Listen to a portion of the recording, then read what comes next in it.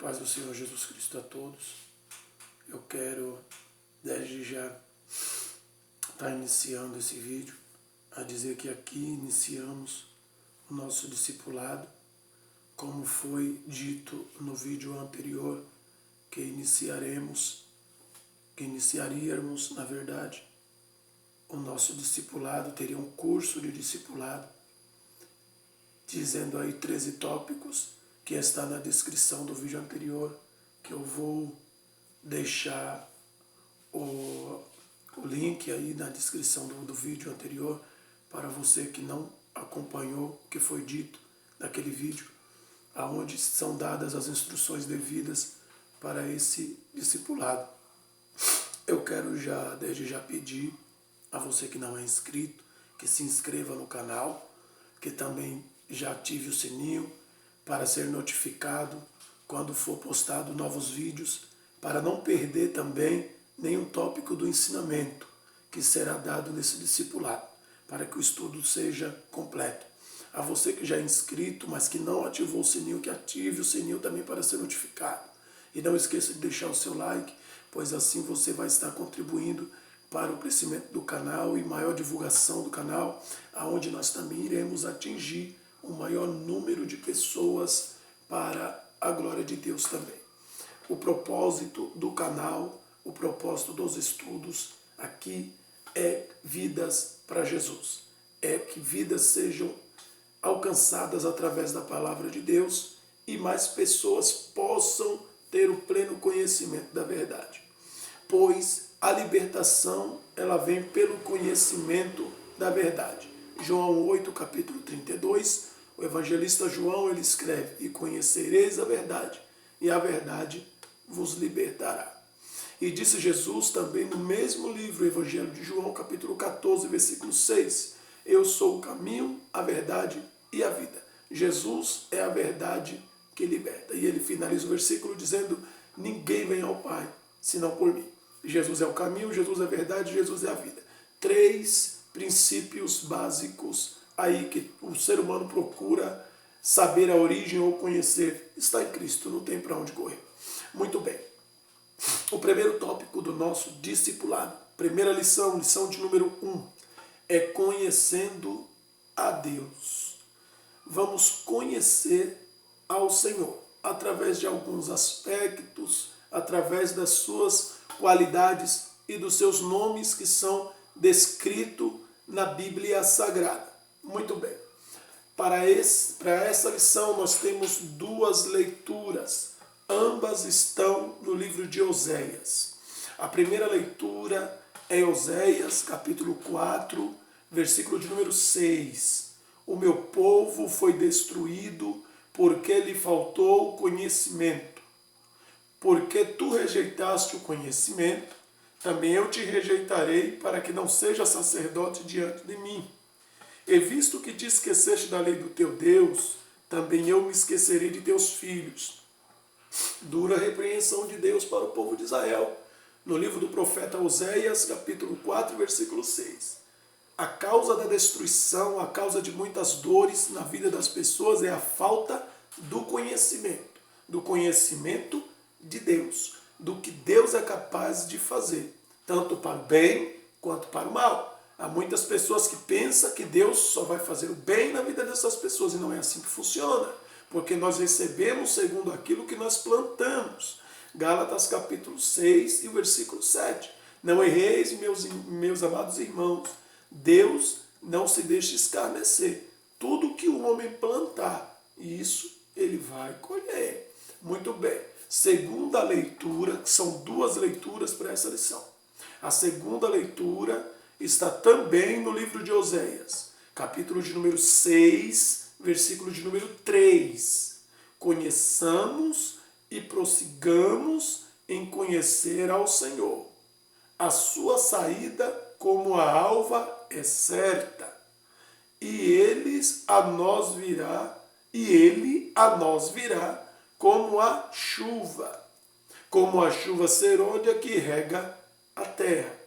Primeiro, uma repreensão de Deus, porque o povo foi destruído, porque rejeitou o conhecimento. não tinha conhecimento do que Deus poderia fazer ou não quis levar em consideração o próprio caminho. A segunda etapa, o profeta faz um convite para o povo. A causa do povo ser destruído é porque faltou conhecimento. Então vem a segunda etapa. Conheçamos e prossigamos em conhecer ao Senhor. Veja, nós podemos evitar o avanço da destruição da nossa vida, da nossa família e de tudo que possuímos, quando nós reconhecemos que conhecer a Deus é gradativo. Isso daí é algo que não pode parar. Conhecer, prosseguir e conhecer é uma constante. Nós não conhecemos, nós não sabemos de tudo, mas a cada dia precisamos aprender um pouco para nos mantermos na presença do Senhor. Essa é a leitura da lição, é o texto áureo da lição. Muito bem, acompanha na Bíblia Sagrada, amém, para o maior proveito aí da lição. Ótimo, o primeiro tópico da lição que nós vamos discorrer aqui é conhecendo a Deus através das suas qualidades. Vamos lá. Deus tem muitas qualidades através das quais ele se identifica com os homens e ao mesmo tempo torna-se diferente de todos os seres espirituais. Você descobre quais são as qualidades de Deus ao conhecer os seus nomes. Deus nos revela, Deus se revela e faz-se conhecer ao proclamar o seu nome. Muito bem. Aqui nós temos um versículo em Êxodo, capítulo de número 6, versículo 2 e o versículo 3, na qual Deus ele aparece para Moisés e Deus ele fala para Moisés. Olha só, falou mais Deus a Moisés e disse: eu sou o Senhor. Eu apareci a Abraão, a Isaque e a Jacó como Deus Todo-Poderoso, mas pelo meu nome, o Senhor, não lhes fui perfeitamente conhecido. Ou seja, não tinha um conhecimento abrangente da pessoa do Senhor, não tiveram contato mais além.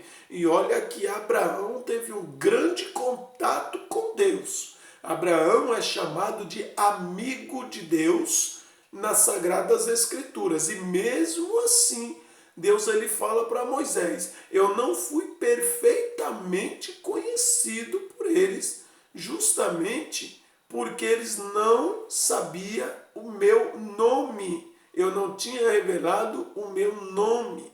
É importante sabermos conhecermos a autoridade do nome e o que esse nome, quais portas esse nome vai abrir na nossa vida. E o que ganhamos fazendo menção desse nome. E o que podemos perder fazendo uma menção também inadequada deste nome. Nós precisamos aprender várias coisas que podem acontecer para o bem e para o mal se não soubermos fazer aquilo que tem que ser feito. É necessário entendermos que Deus ele tem algo, um particular, diferente com o seu povo. Muito bem. O Senhor queria ser reconhecido pelo povo de Israel através dos seus feitos. Mas por que devo conhecer o Senhor pelo nome? Muito interessante. Por que devo conhecer o Senhor pelo nome? É simples, pois quando queremos nos aproximar de alguém, a primeira coisa que fazemos é descobrir o nome da pessoa. E com o Senhor não deve ser diferente, pois conhecendo o nome, fica mais fácil se relacionar com a pessoa. Observe, ele já sabe o nosso nome. Só falta agora que nos interessemos em conhecê-lo pelo nome. A primeira coisa, quando nós dizemos que conhecemos alguém, é gravar o nome dessa pessoa. Porque se não sabemos o nome da pessoa, nós apenas saberemos quem é. E a vontade de Deus não é que apenas nós venhamos saber quem ele é por fisionomia ou servir à distância, mas conhecê-lo e reconhecendo a autoridade do nome. Livro de Jó, um livro clássico em qual Deus dá testemunho de Jó para Satanás. Homem reto, homem íntegro, desvia-se do mal, temente a Deus, sincero. Deus ele dá todos esses tópicos positivos na vida de Jó. Mas o que Jó realmente fala depois, isso daí também Deus já sabia, viu? Mas Jó expressa com a boca dele, lá no capítulo 42. Eu te servia somente por ouvir falar. Eu não conhecia. Agora eu sei, agora eu conheço. Depois de ter um contato diferente. Servir a Deus, porque ouviu falar, é diferente de conhecê-lo por aquilo que ele pode fazer.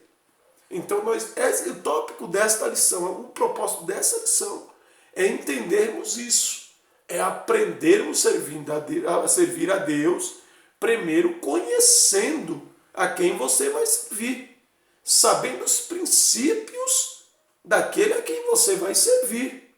Você, quando vai entrar numa empresa, você faz aí o chamado, primeiro processo seletivo e depois tem a integração.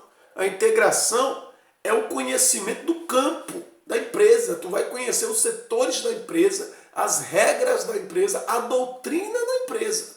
Da mesma forma na presença do Senhor. O primeiro contato é uma integração, aonde nós vamos conhecer, aonde nós vamos saber o que devemos fazer, conhecer as regras do Senhor e andar segundo essas regras, andar segundo essa doutrina. É disso que nós vamos falar ainda mais adiante.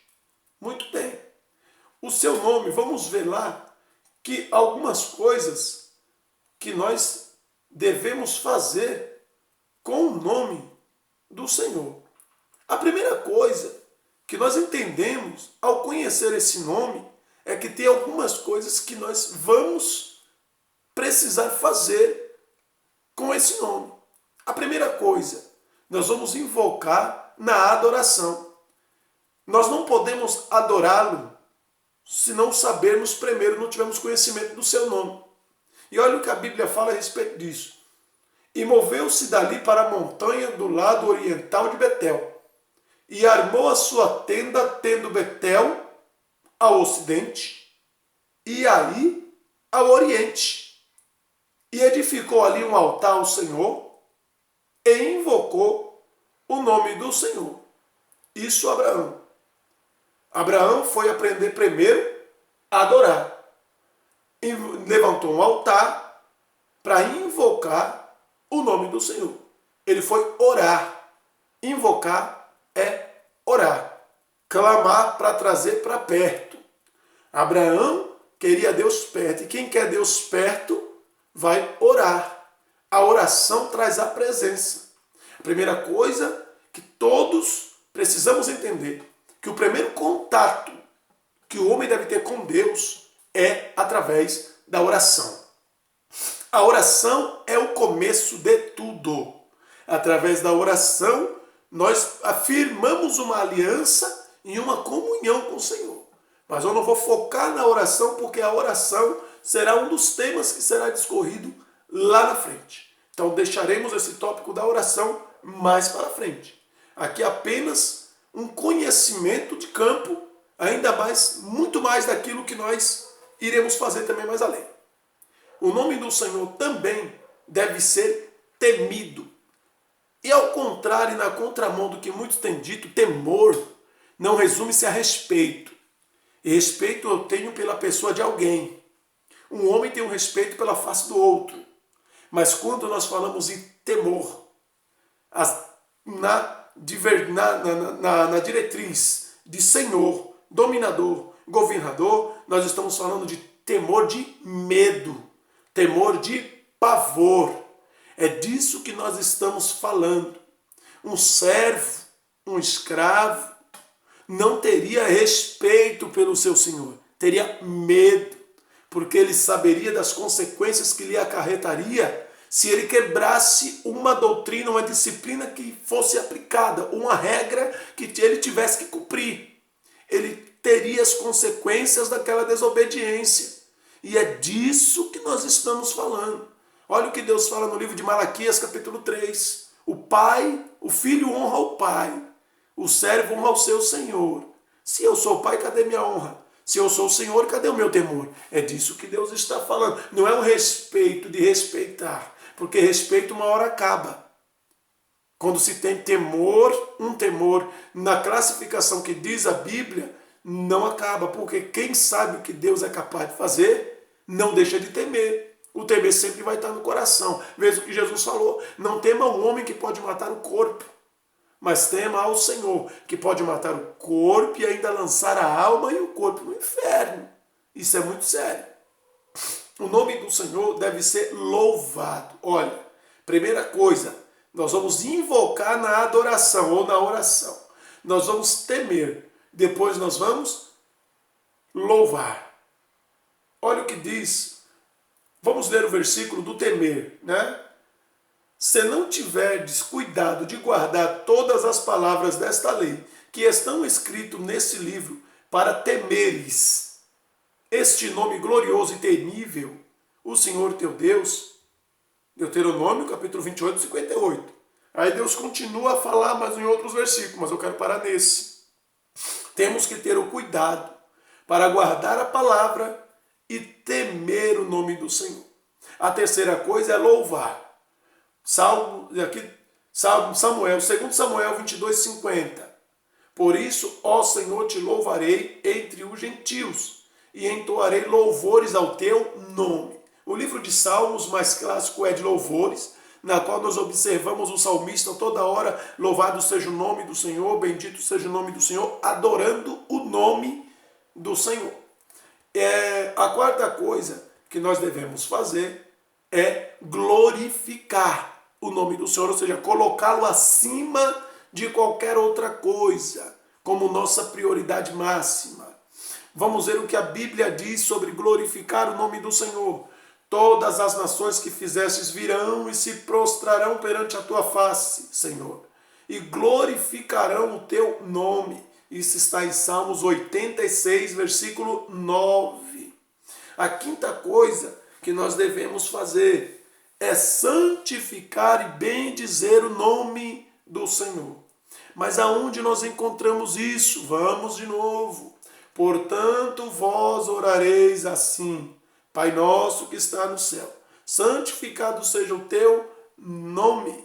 Mateus capítulo 6, versículo 9. E bem dizer o nome do Senhor, nós encontramos inúmeros salmos também. Bendito seja o nome do Senhor. Salmos entoa louvores, bendizendo, louvando, glorificando o nome do Senhor. Eu apenas estou dando um tópico de partida para isso que eu estou falando, mas na Bíblia tem muito mais. Abrindo o livro de Salmos, nós vamos encontrar um campo vasto de forma de adoração, de bendizer o nome do Senhor. Agora vamos falar de algo que nós não podemos fazer, mas eu vou citar dois, não vamos muito além, pois esticaremos demais, o vídeo ficaria comprido ao extremo, pelos fatos que ainda tem umas coisas a tratar nessa lição. Vamos lá. O nome do Senhor não deve ser tomado em vão. O que a Bíblia fala sobre isso? Livro de Êxodo, capítulo 20, versículo de número 7. E disse o Senhor a Moisés, olha só: não tomarás o nome do Senhor teu Deus em vão, porque o Senhor não terá por inocente o que tomar o seu nome em vão. Aí tem uma questão aí que muito corre: o que é tomar o nome do Senhor em vão? O que seria tomar o nome do Senhor em vão? Seria banalizar o nome do Senhor. Muitas pessoas saem colocando aí o nome do Senhor em carro, em blusa, em jaqueta, em janela, em porta, em parede. Isso é banalizar o nome do Senhor. Nós aprendemos os tópicos acima que o nome deve ser santificado, temido, glorificado, deve ser bendito. deve ser invocado na adoração e não banalizado de tal forma. Nós não podemos fazer tal coisa, porque o nome do Senhor é para ser invocado no momento de dia de aflição, de angústia. Veja o que o Senhor falou no livro de 2 Crônicas, capítulo 7. Agora, pois, estarão abertos meus olhos, atentos, ouvidos à oração deste lugar. Olha só, no versículo 15 que Deus ele fala isso. Meus olhos estarão abertos e meus ouvidos atentos à oração deste lugar. E quando for orar, orar no nome do Senhor. Invocar o nome do Senhor. Quando o povo entrar em guerra, invocar o meu nome, eu vou dar vitória. Isso Deus ele falou para o povo de Israel. Mas nós não devemos deixar para orar só no momento de crise. Mas em qualquer instante da nossa vida estarmos em oração, invocando o nome do Senhor. Seja na alegria, seja na tristeza, seja na bonança, ou seja na prova, na escassez. Nós temos que aprender a confiar no Senhor e entender o poder que tem esse nome. Para se entender melhor a autoridade do nome, vamos dar um exemplo clássico. Quem sabe alguém que me assiste nesse momento já não passou por essa situação. Antigamente tinha muito isso, quando se tinha aí os botecos da vida aí que vendia farinha, vendia aquelas farinhas em saco, coisa antiga mesmo, sabe? Hoje não tem mais isso. Vendia os milho em saco, um monte de coisa. E o pai falava assim para o filho: fulano, vai lá na venda do seu Zé e fala para ele te vender aí, vai 2 latas de farinha que seja, e para colocar na minha conta. E como o vilarejo muitas das vezes era pequeno, o dono do boteco já sabia quem era o filho de quem. Aí a criança chegava lá: seu Zé, meu pai falou para o senhor mandar 2 latas de farinha e botar na conta dele. Pelo nome do homem que mandou a criança levava a farinha, porque o dono do boteco sabia que quem mandou a criança vai pagar. Tem confiança nisso, porque o nome tem dignidade, o nome tem crédito. E é disso que Deus está falando, é disso que Jesus está falando, quando ele falou para os discípulos: em meu nome, vocês vão expulsar o demônio. Em meu nome você vai chegar e vai falar: demônio, sai daqui, em nome de Jesus. Ou seja, olha, é Jesus que me deu autoridade para fazer isso que eu estou fazendo. É chegar na enfermidade e falar: olha, Jesus me deu autoridade para mandar você sair. Ela tem que sair, porque a autoridade está no nome de Jesus. Nós temos que entender isso, que o nome de Jesus nos deu autoridade para fazer. Nós somos embaixadores dos céus. E por ser embaixador, o embaixador cuida do interesse da nação. E para ser um embaixador é necessário saber as regras da nação e conhecer, sobretudo, quem manda na nação, o nome. Eis a questão. Aí é que está o negócio. Muito bem. Olha só, o nome do Senhor também não pode ser profanado e nem blasfemado. Vamos falar aqui 2 versículos. É um livro com 2 versículos distintos. Os 2 versículos estão no livro de Levítico. Porém, o primeiro versículo é o capítulo 18, versículo 21. Os 2 versículos é no livro de Levítico. O primeiro é capítulo 18, versículo 21, que diz: e da tua descendência não darás nenhum para fazer passar pelo fogo perante Moloque, e não profanarás o nome do teu Deus. Eu sou o Senhor. Muito bem. E agora o capítulo 24, versículo 16, também de Levítico. E aquele que blasfemar o nome do Senhor certamente morrerá. Toda a congregação certamente o apedrejará. Assim o estrangeiro como o natural, blasfemando o nome do Senhor, será morto. Muito bem. Também na Bíblia, nós encontramos os nomes do Senhor que mais aparecem. Vemos a expressão Deus, que é a sua totalidade, que é quando nós encontramos um texto bíblico, ele fala do seu poder criativo e total.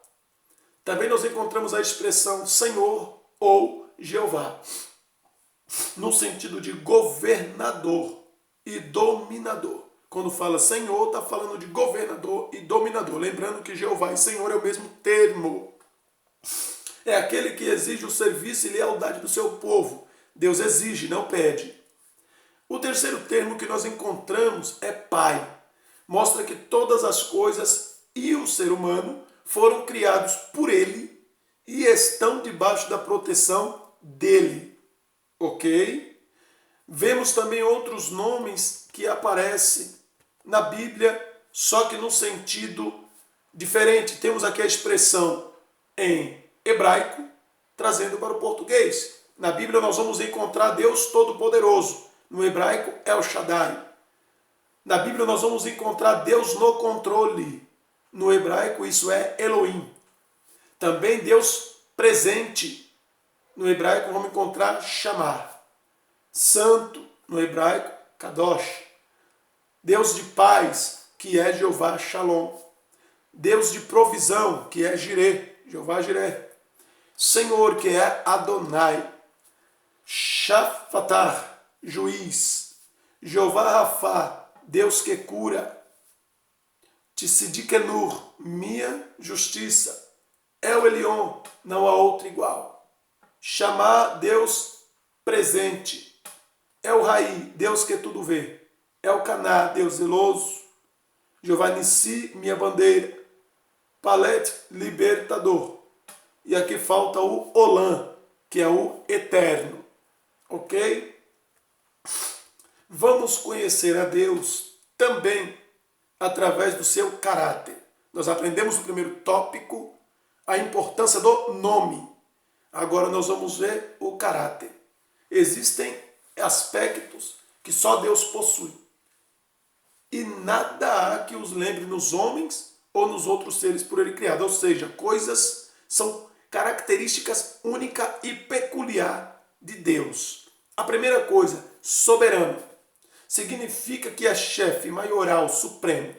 No universo em que está a Terra, só há um dirigente, o Todo-Poderoso, Deus, Jeová, Senhor.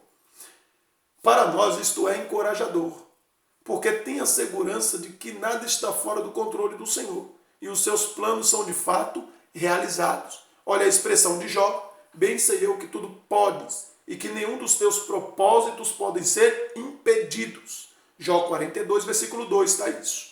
E ainda Isaías também fortalece mais. Isaías 43, 13, que nos diz, ainda antes que houvesse dia, eu sou.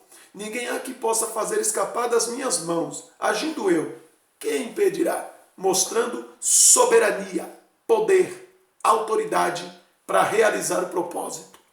A segunda característica que só está em Deus, aspecto do caráter que só do Senhor, que não se vê em ninguém, é a eternidade. Nunca houve um tempo em que Deus não existisse. Ele não teve princípio, jamais terá fim.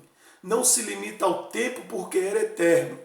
Vê o passado e o futuro de modo tão claro como contempla o presente. Nessa perspectiva, ele sabe o que é melhor para você e para mim. Olha o que a Bíblia diz acerca disso. Isaías 40, versículo 28 ao 31. Não sabes, não ouviste, que o eterno Deus, o Senhor, o Criador dos fins da terra, nem se cansa e nem se fatiga? É inescrutável o seu entendimento, dá força ao cansado, multiplica as forças ao que não tem nenhum vigor. Os jovens se cansarão e se fatigarão, os moços certamente cairão, mas os que esperam no Senhor renovarão as forças, subirão com asas como águia, correrão e não se cansarão, caminharão e não se fatigarão. E ainda continua o mesmo Isaías, no capítulo 64, versículo 4. Porque desde a antiguidade não se ouviu, nem com o ouvido se percebeu, nem com o olho se viu, um Deus além de ti, que trabalha para aquele que nele espera. A eternidade. Glória a Deus. Jesus ele não muda. Ele é o mesmo ontem, hoje e eternamente. Onisciência, outro aspecto do caráter que só está no Senhor. Deus possui todo o conhecimento que existe, nada o pega de surpresa, nada. A onisciência do Senhor permite que ele tenha conhecimento de tudo, antes e depois da salvação de cada ser humano. Onisciência é o poder de entender o que se passa no pensamento do homem, de sondar o pensamento e o coração intenção do coração do homem. O que a Bíblia fala sobre a onisciência? Vamos lá. Senhor, tu me sondastes e me conheces. Tu sabes o meu sentar e o meu levantar. De longe entendes o meu pensamento. Cercas o meu andar e o meu deitar. E conhece todos os meus caminhos. Não havendo ainda palavra alguma na minha língua, eis que logo, ó Senhor, tu conheces. Tu me cercastes por detrás e por diante, puseste sobre mim a tua mão. Tal ciência é para mim maravilhosíssima, tão alta que não posso atingir. Salmos de número 139, versículo 1 ao 6. Ele também perdoa os pecados do homem e o aceita em sua família. Olha o que a Bíblia diz. Lembrai-vos de que vós noutro tempo eres gentios na carne, chamados em circuncisão, pelos que na carne se chamam circuncisão, feito pela mão dos homens, que naquele tempo estáveis sem Cristo, separados da comunidade de Israel, estranhos à aliança da promessa, não tendo esperança sem Deus no mundo. Mas agora, em Jesus Cristo, vós que estáveis longe, já pelo seu sangue chegastes perto. Porque ele é a nossa paz, o qual de ambos os povos fez um, derrubando a parede da separação que estava no meio.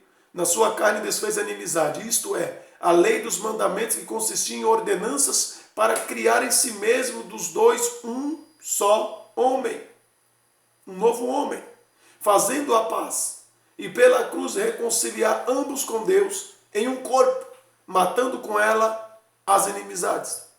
E vindo ele, evangelizou a paz, a vós que estavais longe, e aos que estavam perto, porque por ele ambos temos acesso ao Pai em o mesmo Espírito.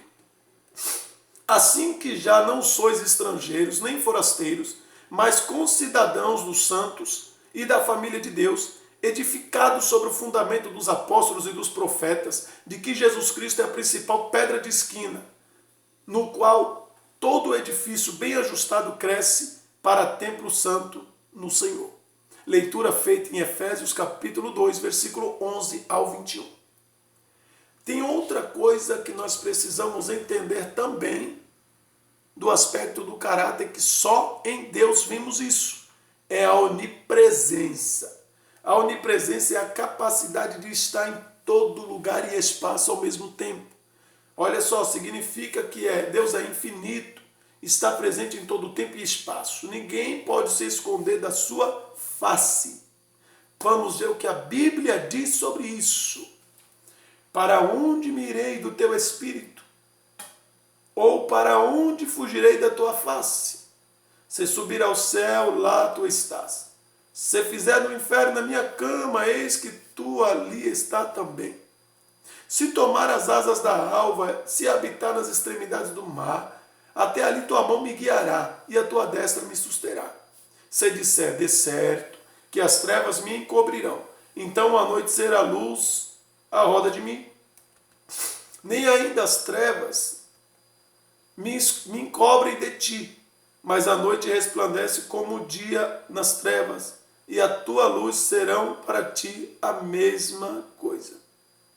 Pois possuíste os meus rins, cobriste-me no ventre da minha mãe. Eu te louvarei porque de um modo assombroso e tão maravilhoso fui feito. Maravilhosas são as tuas obras, e a minha alma o sabe muito bem. Os meus ossos não te foram encobertos, quando no oculto fui feito, e entretecido nas profundezas da terra. Os teus olhos viram meu corpo ainda informe, e no teu livro todas as coisas foram escritas, as quais em continuação foram formadas, quando nem ainda uma delas havia. E quão preciosos me são, ó Deus, os teus pensamentos, quão grandes são a soma deles. Se as contasse, seriam em maior número do que a areia. Quando acordo, ainda estou contigo. Ó Deus, tu matarás de certo o ímpio. Apartai-vos, portanto, de mim, homens de sangue, pois falam malvadamente contra ti, e os teus inimigos tomam o teu nome em vão. Não odeio eu, ó Senhor, aqueles que te odeiam, e não me aflijo por causa dos que se levantam contra ti. Odeio com ódio perfeito, tenho-os por inimigo. Sonda-me, ó Deus, e conhece o meu coração. Prova-me e conhece os meus pensamentos. Vê se há em mim algum caminho mau. Guia-me pelo caminho eterno. Salmo de número 139, versículo 7 ao 24. Foi essa leitura. Aí nós podemos observar também que Jeremias ele expressa isso no seu livro, Jeremias capítulo 23, versículo 24. Porventura sou eu Deus de perto, diz o Senhor, e não de longe? Esconder-se-ia alguém em esconderijo, de modo que eu não veja? Porventura não enche os céus e a terra, diz o Senhor? A onipresença de Deus não tem para onde fugir. Quinto aspecto do caráter do Senhor, quinto aspecto, é a onipotência. Quando se fala de onipotência, falamos que ele tem todo poder. O que a Bíblia fala sobre isso? Salmo 91, versículo 1. Aquele que habita no esconderijo do Altíssimo, a sombra do Onipotente descansará. Este poder é manifesto no Evangelho também de nosso Senhor Jesus Cristo. Veja o que Paulo falou. Porque não me envergonho do Evangelho de Cristo, pois é poder de Deus para a salvação de todo aquele que crê, primeiro do judeu e também do grego. Porque nele se descobre a justiça de Deus de fé em fé, como está escrito. Mas o justo viverá da fé, pela fé. Romanos capítulo 1, versículo 16 e 17. Também através do poder de criar, nós vemos a onipotência de Deus. No livro Evangelho de João, capítulo 1, versículo 1 ao 3, olha o que João diz. No princípio era o Verbo, e o Verbo estava com Deus, e o Verbo era Deus. Ele estava no princípio com Deus. Todas as coisas foram feitas por Ele, e sem Ele nada do que foi feito se fez. A sexta coisa que nós vamos ver no aspecto do caráter do Senhor é imutabilidade. Ele é imutável. Significa que ele jamais muda em sua natureza aspecto. Sempre será bom, justo e verdadeiro. O que a Bíblia diz sobre isso? Livro de Números, que a Bíblia fala sobre Deus não mudar. Livro de Números, capítulo 23, versículo 19. Deus não é homem para que minta, nem filho do homem para que se arrependa. Porventura diria ele e não faria? Ou falaria e não confirmaria? E também nós vemos o que a Bíblia diz no livro de Hebreus, capítulo 13, versículo 8. Jesus Cristo é o mesmo ontem, hoje e eternamente. Ainda em mais uma passagem, nós observamos no livro de Malaquias, capítulo 3, versículos 6 e 7. Porque eu, o Senhor, não mudo. Por isso vós, ó filhos de Jacó, não sois consumidos. Desde os dias de vossos pais vos desviastes dos meus estatutos, e não os guardastes. Tornai-vos para mim, e eu me tornarei para vós, diz o Senhor dos Exércitos. Mas vós dizeis, em que havemos de tornar? Deus, ele não muda. Amém? Glória a Deus. Vamos ver o terceiro tópico desta lição. Aspectos do relacionamento de Deus com o homem. Estes aspectos se manifestam de forma limitada nos outros seres criados, ou seja, limitado no homem. Em Deus não tem limitação. A limitação desse aspecto está na falha do homem. O primeiro aspecto que encontramos no homem e que está em Deus, porém, limitação no homem, em Deus não, é a retidão. Ele exige perfeição em todos que desejam estar na sua presença. No livro de Mateus, capítulo 5, versículo 48, Jesus, ele bem clássico, quando ele disse para os discípulos, sede vós, pois, perfeitos, como é perfeito o vosso Pai que está no céu. Retidão, perfeição. É um estilo de vida para ser vivido pela graça de Deus. É impossível ao homem ter a perfeição total de Deus. Não tem como ter a perfeição total de Deus. Mas Deus, ele exige perfeição dos seus servos, no seu caráter, na sua postura, no seu modo de agir. Muito bem. Olha o que a Bíblia diz no livro de Jó, como já citei um pouco atrás. Capítulo 1, livro de Jó, capítulo 1, versículo 1 e 8. Havia um homem na terra de Uz, cujo nome era Jó. E este era rico, este era íntegro, homem íntegro, reto, temente a Deus, desviava-se do mal. Versículo 8. E disse o Senhor a Satanás: observaste tu, meu servo Jó, porque ninguém há na terra semelhante a ele, homem íntegro, reto, e que se desvia do mal. Glória a Deus. O segundo aspecto que nós observamos é a justiça. Deus jamais age com desonestidade. A justiça divina é manifestada no livramento do inocente e na condenação do pecador, no perdão para quem se arrepende, no castigo do ímpio, na salvação do homem e na vitória das causas do seu povo. O que a Bíblia fala sobre isso? Desde agora a coroa da justiça me está guardada, a qual o Senhor, justo juiz, me dará naquele dia, e não somente a mim, mas também a todos os que amarem a sua vinda. Segundo Timóteo, capítulo 4, versículo 8. Ainda a Bíblia segue dizendo mais: porque o Senhor fará justiça ao seu povo e se compadecerá dos seus servos quando vir que o poder dele se foi, e não há preso nem desamparado. Deuteronômio, capítulo 32, versículo 36. O terceiro aspecto que está em Deus e que também podemos observar no homem é o amor. Na verdade, Deus é amor. Em virtude do Senhor, esta virtude do Senhor é perfeita e infinita. Deus é amor. E um dos mandamentos, o segundo maior mandamento, é amar o próximo. O primeiro é amar a Deus. O amor está envolvido nisso. O amor está envolvido na nossa vida em todos os aspectos. Olha o que a Bíblia diz: amados, amemos-nos uns aos outros, porque Deus é amor. Qualquer que ama é nascido de Deus e conhece a Deus. Aquele que não ama não conhece a Deus, porque Deus é amor. Nisto se manifestou o amor de Deus para conosco, que Deus enviou seu Filho unigênito ao mundo, para que por ele vivamos.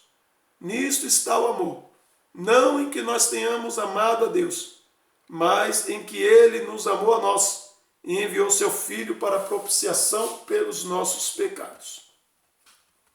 Amados, se Deus assim nos amou, também nós devemos amar uns aos outros. Ninguém jamais viu a Deus. Se nos amarmos uns aos outros, Deus está em nós, e em nós é perfeito seu amor. Nisto conhecemos que estamos nele, e ele em nós, pois que nos deu do seu Espírito, e vimos e testificamos que o Pai enviou seu Filho para Salvador do mundo. Qualquer que confessar que Jesus é o Filho de Deus, Deus está nele e ele em Deus. E nós conhecemos e cremos no amor que Deus tem. Deus é amor. E quem está em amor está em Deus e Deus nele. Nisto é perfeito o amor para conosco, para que no dia do juízo tenhamos confiança, porque qual ele é, somos nós também neste mundo. No amor não há temor, antes o perfeito amor lança fora o temor, porque o temor tem consigo a pena, e o que teme não é perfeito em amor. Nós o amamos a ele porque ele nos amou primeiro. Se alguém diz, eu amo a Deus e odeio a seu irmão, é mentiroso. Pois quem não ama seu irmão, ao qual viu, como pode amar a Deus, ao qual não viu? E dele temos este mandamento, que quem ama a Deus, ame também seu irmão. 1 João, capítulo 4, versículo 7 ao 21. A maior demonstração de amor que Deus nos deu foi a de conceder o seu Filho para morrer em nosso lugar na cruz do Calvário. Olha o que a Bíblia diz. Porque Deus amou o mundo de tal maneira que deu o seu Filho unigênito, para que todo aquele que nele cresça não pereça, mas tenha vida eterna. Evangelho de João, capítulo 3, versículo 16. O quarto aspecto é a verdade. Deus é a verdade absoluta. O homem deseja ardentemente encontrá-la. Porém, muitos a procuram em outras fontes, como nós já vimos. Em Cristo, a nossa busca terminou. Pois Cristo é a verdade. Cristo é a verdade absoluta. O que a Bíblia diz sobre isso? Vamos lá? E conhecereis a verdade, e a verdade vos libertará. E responderam-lhe: somos descendência de Abraão e nunca servimos ninguém. Como dizes tu, sereis livres? Respondeu-lhe Jesus: em verdade vos digo que todo aquele que comete pecado é servo do pecado. Ora, o servo não fica para sempre em casa, o filho fica para sempre. Se, pois, o filho vos libertar, verdadeiramente sereis livres. João capítulo 8, versículo 32 ao 36. E no capítulo 14, versículo 6, do mesmo evangelho de João, João disse Jesus: eu sou o caminho, a verdade e a vida. Ninguém vem ao Pai, senão por mim. Muito bem, é muito interessante entendermos esses aspectos que está no Senhor e que é muito importante que se reflita nos seus servos. Nós precisamos ser em tudo diferente do mundo. Em tudo, na nossa forma de pensar, de agir, de falar, na nossa forma de interagir com a sociedade, nas nossas decisões e nas nossas escolhas. Em tudo, Cristo tem que ser glorificado na nossa vida. Conhecendo a Deus, Jesus e o Espírito Santo. Isso é muito importante, ter o conhecimento da Santa Trindade, ter o pleno conhecimento do Senhor.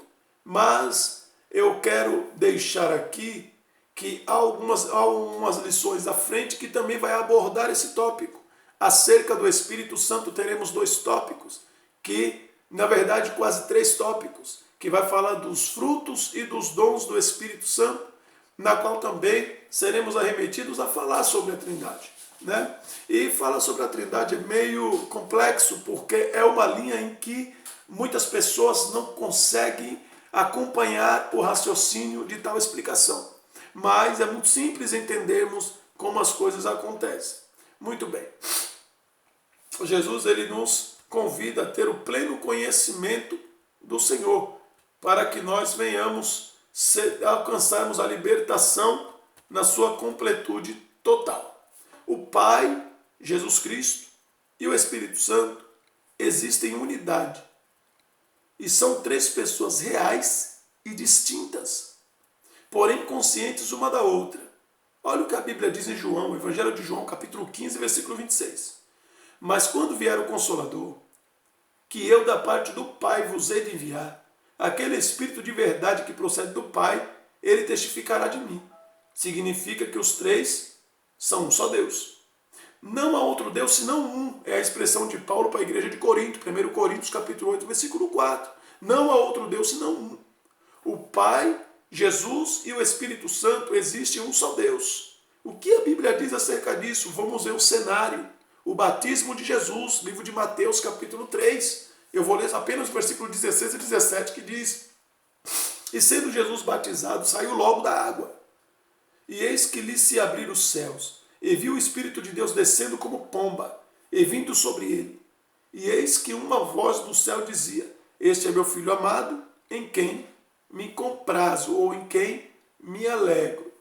Entre o Pai, Jesus e o Espírito Santo há distinções, sem que isto signifique que eles discordem um do outro, e ou deixem de cooperar entre si em favor dos homens. Eles são distintos, mas em unidade. É a mesma coisa o homem é trino, um, corpo, alma e espírito. E não há confusão sobre para onde ir ou o que fazer. A decisão é única. É de uma forma só que se faz. Muito bem. O que a Bíblia diz sobre isso? Livro de 2 Coríntios, capítulo 13, versículo 14. Observe como Paulo dá a bênção para a igreja. A graça do Senhor Jesus. 1. O amor de Deus. 2. A comunhão do Espírito Santo. 3. Seja com todos vós. Amém. Para facilitar um pouco, vamos ver o que a Bíblia vai dizer acerca de cada um. Primeiro, Deus é um justo juiz. Livro de Salmos, capítulo 7. Salmo não tem capítulo. Salmo de número 7, versículo 11. Deus é um justo juiz, que se ira todos os dias. Segundo, Jesus é mediador. 1 Timóteo, capítulo 2, versículo 5. E há um só mediador entre Deus e os homens, Jesus Cristo, homem. Também Jesus, ele é advogado. Filhinhos, não pequeis, mas se algum de vós pecar, tendes um advogado. Ou seja, Jesus, ele é pacificador, ele é a garantia de paz. Também o apóstolo Paulo fala sobre isso na carta aos Efésios, capítulo 2, versículo 13 e 14. O Espírito Santo, ele é o consolador, aquele que consola. Isso está escrito em João, o Evangelho de João, capítulo 14, versículo 16 e 17, e também no capítulo 15, versículo 26. O Espírito Santo também é intercessor. Romanos, capítulo 8, versículo 26 e 27. Todas essas qualidades estão nesses versículos que agora citei para você que está me assistindo nesse momento. Mas olha só, tomemos cuidado, porque o tempo em que a Trindade, haverá um tempo em que a Trindade não vai agir como advogado e nem como consolador. Será num todo como juiz, para julgar, livre, grande, pequeno, sábio, rico, pobre, tribunos, e não haverá misericórdia. Porque o apóstolo Paulo falou na segunda carta de Coríntios, 2 Coríntios, capítulo 5, versículo 10, todos vamos comparecer no tribunal de Cristo. No livro de Apocalipse, uma leitura extensa, que depois, no final, leia lá, e você vai observar que no capítulo 20, Apocalipse, capítulo 20, versículo 11 ao 14, vai falar do juízo final, aonde Deus vai julgar todos os povos, aonde haverá um julgamento sobre todas as nações, sobre tudo aquilo que os homens haviam feito. Mas por que Deus ele guardou um dia? Porque ele nos dá todo esse tempo para termos conhecimento do nome.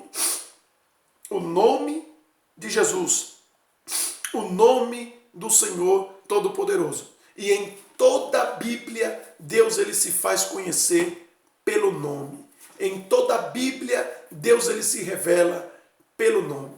Que nós venhamos a atentar para isso.